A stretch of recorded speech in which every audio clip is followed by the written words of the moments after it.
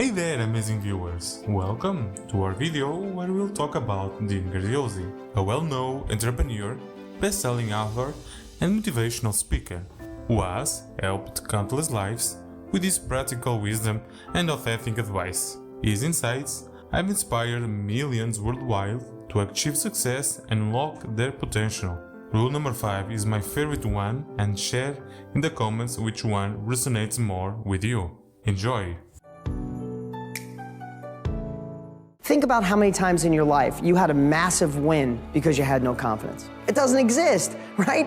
If you were looking to go meet that girl or that guy and you walked up and you're like, hey, I was hoping we could I get your, no, that doesn't work. You walk in a business meeting, hey, do you think we could, no, that doesn't work. Go to talk to your kids about something in school, hey kids, no, you need confidence, you need the energy, you need to be alive. Well, if you know me and been watching my videos, that's me. I've made my career on enthusiasm and energy and being in the right state of mind and having the confidence. The biggest myth is that you're born with confidence. No, I was the shyest kid in the world. I felt so insecure, felt dumb. I learned how to manufacture the confidence. And after 25 years of being an entrepreneur, generating hundreds of millions of dollars, being blessed to touch the lives of millions of people around the world, what I know for a fact is that you can create the state of mind and the confidence to live the best you, to unlock that inner hero. I literally flew to Arizona to meet a media buyer, and I said, I have no idea what I'm doing, and I just kept pushing.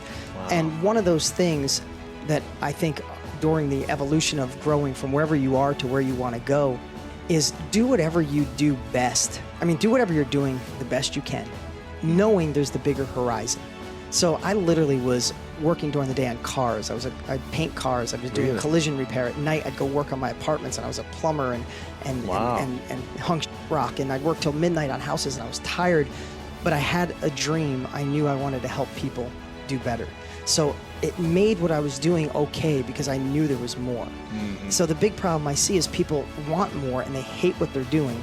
So that they're in a state of mind where, God, when I'm done with this crap, then someday I'll reach my dreams. And if you can flop that to go, no, this is the gateway to my dreams. I don't care that I'm serving coffee or I'm painting cars or I'm a teacher right now or I'm on my sister's couch. Like, this is what I have to do, and I have to do it the best. Become a master at this. Just become a master at that, and that's the income and the security and the mindset that fuels the next level.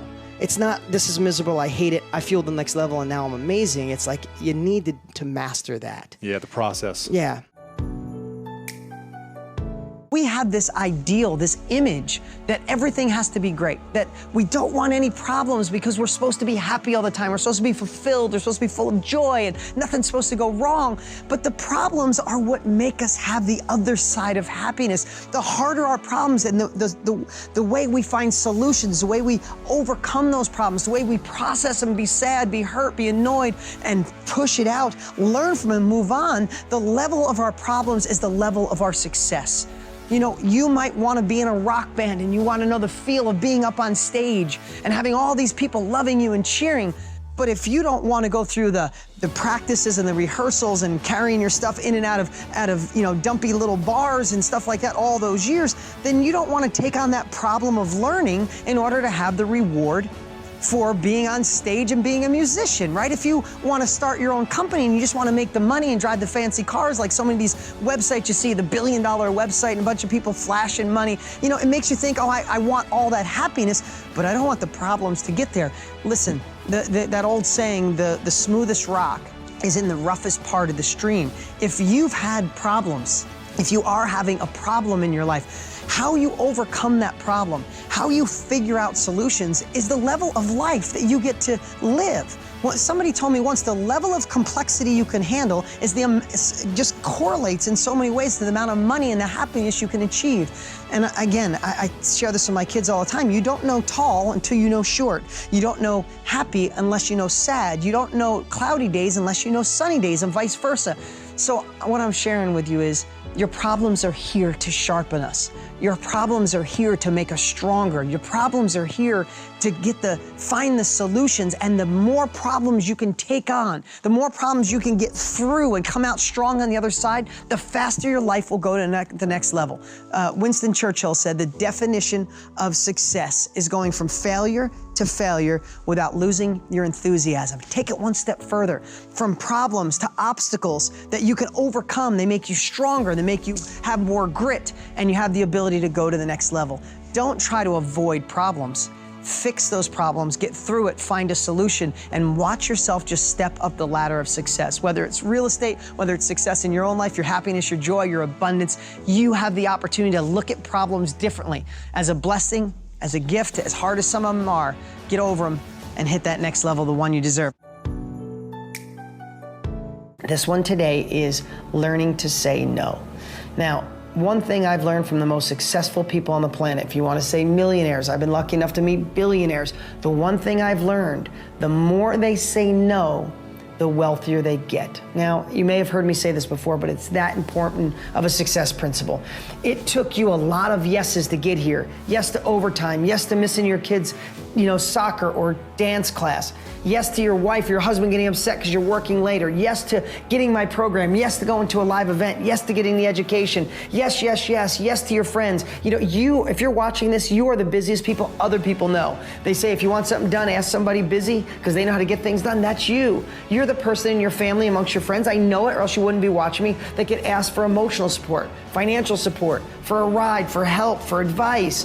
So you are used to saying yes. So this week, I want you to say no. I want you to make a list of the things that you must say no to so you can focus on you, so you can make a massive impact for your family. You want to help family members that need money? Say no to them for a year. Become an incredible real estate investor, and then if you want to cut them checks, you can. If you want to give more to your church, you want to give more to charity, say no for a little while to so many things so your brain's not all over the place. We think we have ADD. Most of us don't have ADD. There's just too much coming at us, and we say yes to too many things. So here's the assignment. What can you figure out to say no to this week? Because if you say no to things that don't improve your life, don't improve your family's life, don't possibly increase your future income, or put you on a path to the goals that you have, to spend more time with your family, to get out of a job you hate, to pay off bills, I don't know what they are, but you have to make not a to-do list, but you have to make a list of what not to do. Who are you going to say no to? Who are you going to disappoint? What are you going to let go? I want you to think about future-proofing your life. What does that mean? Technology is moving so fast right now. I was just at an event last week with Peter Diamandis, the author of Abundance. He's the creator of the X Prize. He was the one that put up the money for the first ship that went into orbit that wasn't part of NASA or part of a government. Like, the guy is just unbelievable. He's such a visionary and showed where we're going. Right now there's 100 cars in Pittsburgh, Ubers, that are driving themselves. They're driverless cars. Ford is making driverless cars. They're thinking that Uber alone, in 6 or 7 years, will be 100% driverless. There's 1 million Uber drivers. Technology, right now, robots are gonna be cleaning our house, not in 100 years, like in 10. Robots are taking over factories. So what that means is, a lot of jobs are gonna be lost, a lot of scarcity, a lot of people getting scared, uncertain times. But really, the foundation of all success isn't the magic widget, the magic pill that gets you rich, the lucky invention. All success starts with our habits. All successful people, they don't worry about the change, they embrace it, they want it. Peter Diamandis is on stage and say, do you see how amazing this is? But what you have to think about is, how do you future-proof your life? How do you future-proof your income? What are some of the things that you can do to make sure you're in a job that's sustainable? You create a business that's sustainable. All of those are kind of, to me, abundant.